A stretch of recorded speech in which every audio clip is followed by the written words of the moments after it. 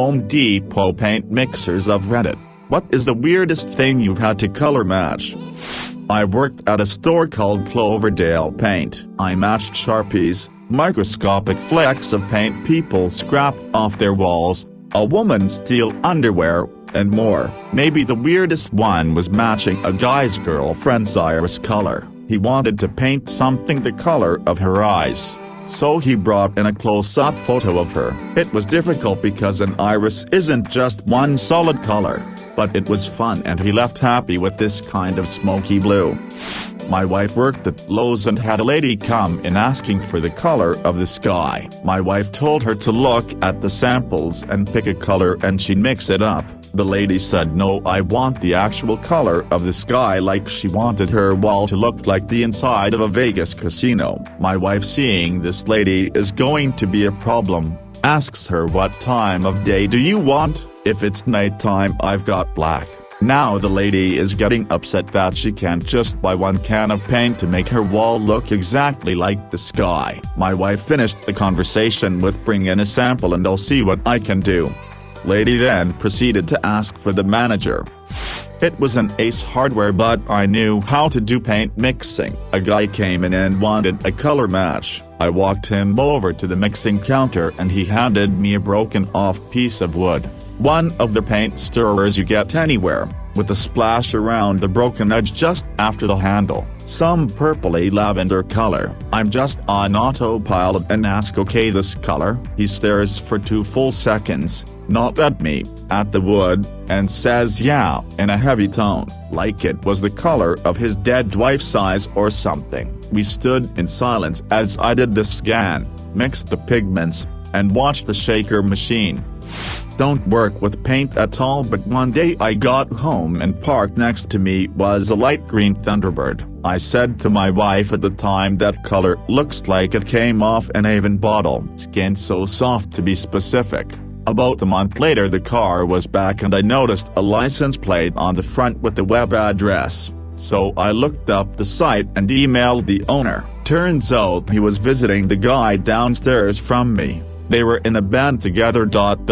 So I went down to talk to him. I asked him about the car and mentioned my comment to my wife and he laughed. Turns out the car was originally his mother's car. She had bought it brand new from the factory just to get that color. She had sent them a skin so soft bottle so they could make sure they got it right.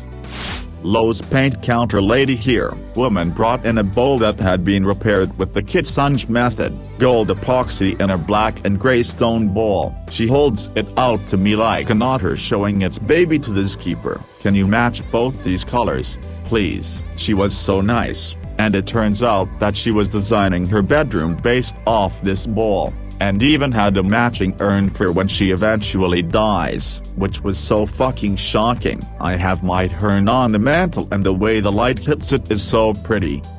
Edit. Thank you guys so much for all the love on this post. I never expected this to blow up the way it did, or else I would have formatted it better, lol. Also, forgot to mention this isn't HD, so not nearly as busy as most paint stores. Weirdest one for was a giant oak leaf. The color varied so much that I wasn't able to scan it and had to eye match it. After about 20 minutes of looking through every gold and brown we have with this customer, he informs me when he picked it up it was raining. So go run it under some water so we can get the true color he liked. Of course I obliged, and another 15 minutes of searching and he was ecstatic with the color match. Spent more than a decade working at a paint store, and by far the weirdest thing I had to match was the toe beans of the customer's cat. At first I just grabbed a fan book of colors and was showing her what was in the ballpark. At this point she was holding her cat, and it was content enough in its owner's arms. This customer wanted a precise match using the color spectrometer though, and handed the cat over to me. The feline was not happy. At the very least it wasn't trying to squirm out of my arms, but it was giving me quite a stink eye and was growling the whole time I was holding it up to the sensor. Doctor, I color matched a very unhappy cat's paw. I don't work at the desperate, but I am a certified paint expert according to the hardware store I do work at. The weirdest thing I had to color match was a carousel horse. Well, actually the leg of the carousel horse, because that was the smallest part the customer could bring with them. I use the AskReddit Color Designer Plus system with their spectrophotometer, along with 10 years of experience, and I'm happy to say I was able to hit it dead on. I was paid for some site assessment work once, and part of that job was sitting in the hotel room at night with about 200 bags of dirt, checking them against the Munsell color charts. Best part of the job: yep, this one's brown, but browner than the other one. Ooh, some gray. Exciting. There was about a tablespoon in each tiny bag. I looked like the absolute worst Coke dealer. I only spilled some of it on the floor too. Apologies to the hotel's cleaners. The absolute killer part of it was that the job was shallow dirt work on an active farm in an area known for virtually no soil migration. So all the samples fell within a tight range. Felt like a multi-choice test where I just guessed B and C for 200 answers. Friends asked me what my job was on site, and I told them I was a consulting geotechnical analyst. Thankfully my friends know me well enough to not take any of my job titles as fact. Well, I don't work at Home Depot, but I work at a automotive paint job. I had a black gentleman come in about 6 months ago. He's been a customer of mine for years. He informed me he needed me to match something in his car. This isn't uncommon. We go outside to scan, look at colors daily. When I get out there, he opens the back door and grabs a prosthetic leg. The problem is they sent it to him to wear, but it was for a white person. He said he couldn't be walking around in shorts with a white leg lol. So he hands me one of his older black legs and asks me to match it best I can. It didn't take long and he was happy with the color. I just picked a brown out of the book and tinted on it till it looked close enough to what he had before. I want to say that this was done by some type of government insurance. The gentleman is over 65, served in the military. He called them about it.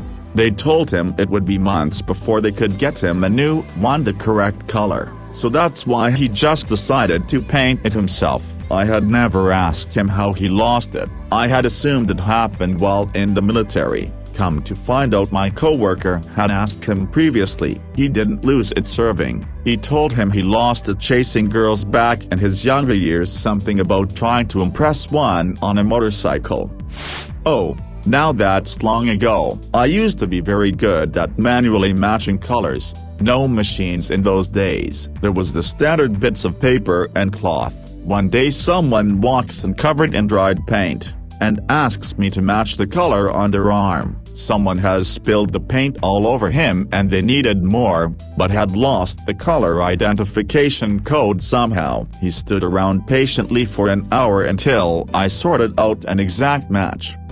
I worked at a paint store for years and didn't get anything too weird to match. The only thing that stands out was this guy that would come in to match mini farm tractor collectible models. He wanted the paint to match exactly and it would take hours for him to decide on a color. This was a car paint store, so sometimes we'd have to help people find their paint codes. Some models have codes in the trunk underneath the spare tire cover. We'd go out to the car and the trunk would be absolutely full of junk. So you stand there while the customer begins to sweat as they try to push all of their embarrassing items out of the way, including dildos on at least one occasion.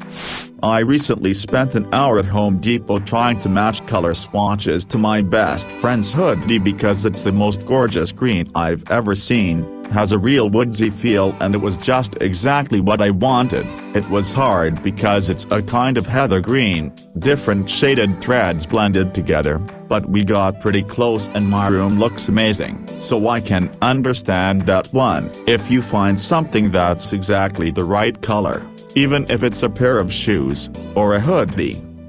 I had a woman come in last summer wanting some deck stain color matched. I told her I needed a physical sample of the color on something to match it. and she explained that she didn't feel like going to her cart to grab the can. She then plopped her foot on the desk and asked me to color match a part of her foot that had gotten stain on it, and spent a solid 2 minutes trying to convince me to put her foot onto the color match machine, all while leaving her foot on the desk. In all honesty, I probably could have done it, but decided I didn't get paid enough for that shit and refused until she left. Not Home Depot, but I ran the paint department for an ace for a while. The guy I took over for was a goddamn magician when it came to color matching, to the point that he didn't even bother with any of the machines. He just eyeballed it and got a perfect result every time. So when the customers heard he was the one who trained me, they expected that I could do just as well as him. So one day, a few months after I take over, one of our biggest customers comes in to order 80 gallons of paint, and he asked me to match all of it to the color of his dog's eyes. I honestly thought he was fucking with me at first, before I realized that was dead seriously what he wanted, and I didn't even vaguely know where to start. I had to stall and run out behind the store to text my old boss, basically begging for help, because I knew I could basically kiss my job goodbye if I screwed it up, and he decided to go somewhere else. Thankfully, one of his little secrets that he never mentioned was that he had a book with formulas for all the matches important clients had asked for previously that he custom made, and the eyes formula was in it. After that, I just pretended to take notes on the computer while I looked at his dog for about 10 minutes and just started making the formula as soon as he left. I did paint mixing for over 10 years, not in America though. Had an awesome couple come who were semi-regulars. She was really careful about how she held the spit of fabric. Turns out it was a pair of her husband's underpants. After I found out, they assured me they were clean, and it became one of the best sales. We even nicknamed the color underpants blue. Another one, we were in the process of moving buildings, and one of the directors rang and said we needed some paint to tidy up the old building where they'd pulled down the old signage, except the old color was done with paint and tints we no longer sold. But I'd been there forever, so I knew another brand had a formula. Got that, and we still had some stock on the shelf that hadn't been packed or moved. Only minor issue was the tint machine had just been put on the truck, so I had to go out, climb on the truck, tint the paint, then go back inside and mix it properly for the painters who were waiting on me. Text the director and he was happy, and you can still see the paint today because the old stuff had faded badly, but the building is due to be fully painted and renovated.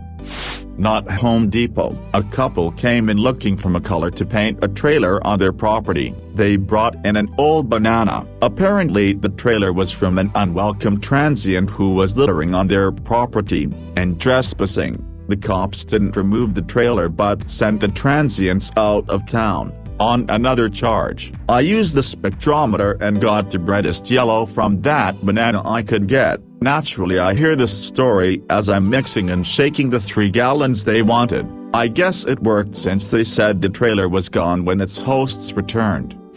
Well, it's not like I had anything else to do. My friends and I all worked there during our studies, and one day we found an old computer in the garbage on the way to work.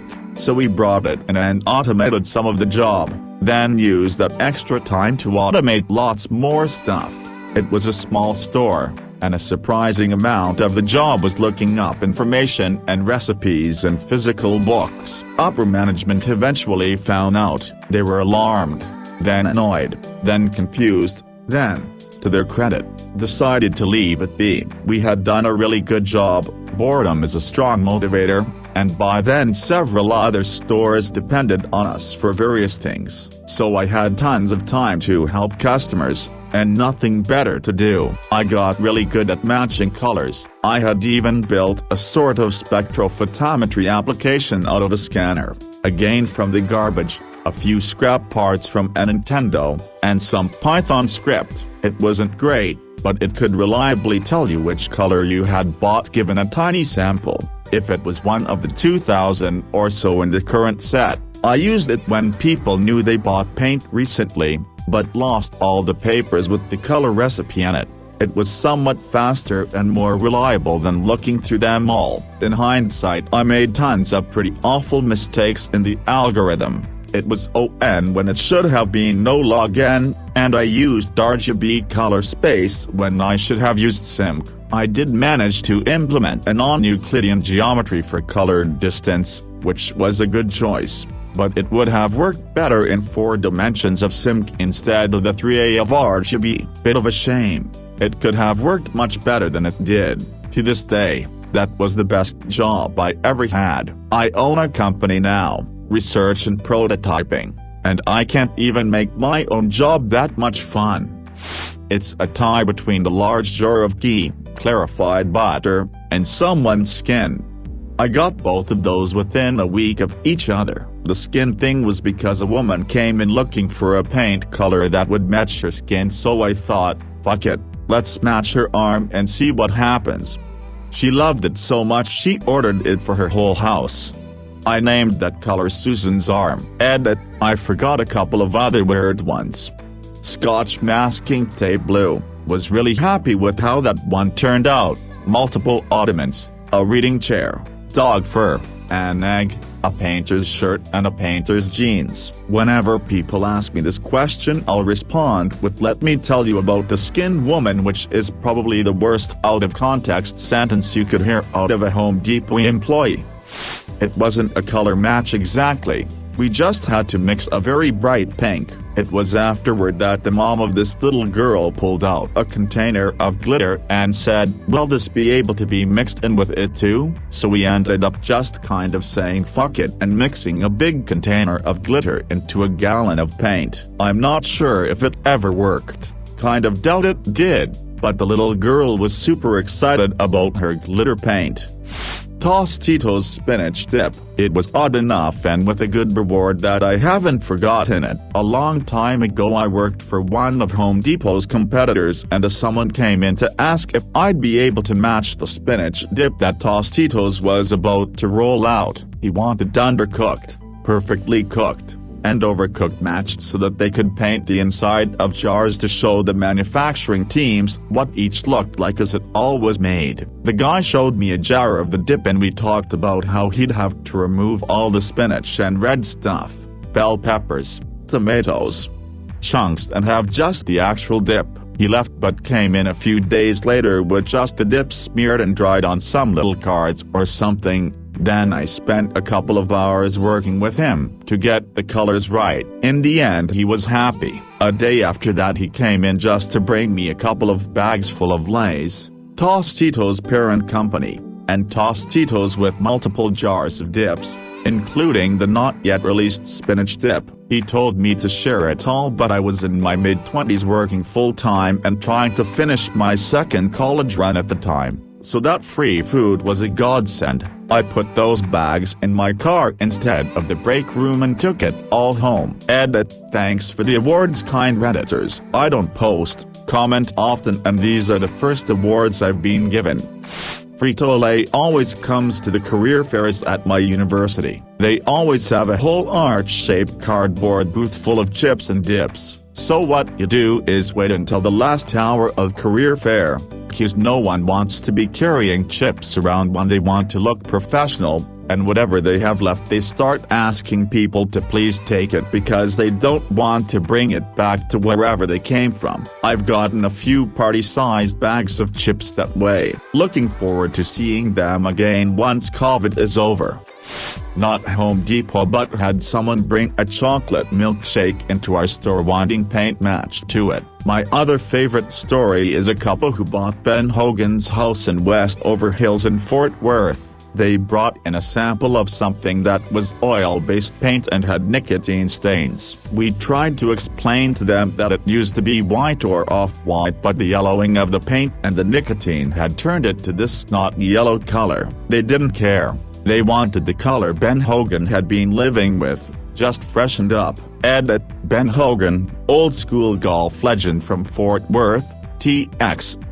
Sort of kind of. The issue is that scars absorb and disperse the ink in a very unusual manner, making tattooing them relatively difficult. They may not be able to make the skin look normal, But I know a few who have tattoo designs over scars and you'd never know there were scars in the first place. I actually have one tattoo over a surgery scar. You'd never know it was ever there. It was a decent little bump of skin, but a bit of tattooing and all the excess built up skin from the scar was gone.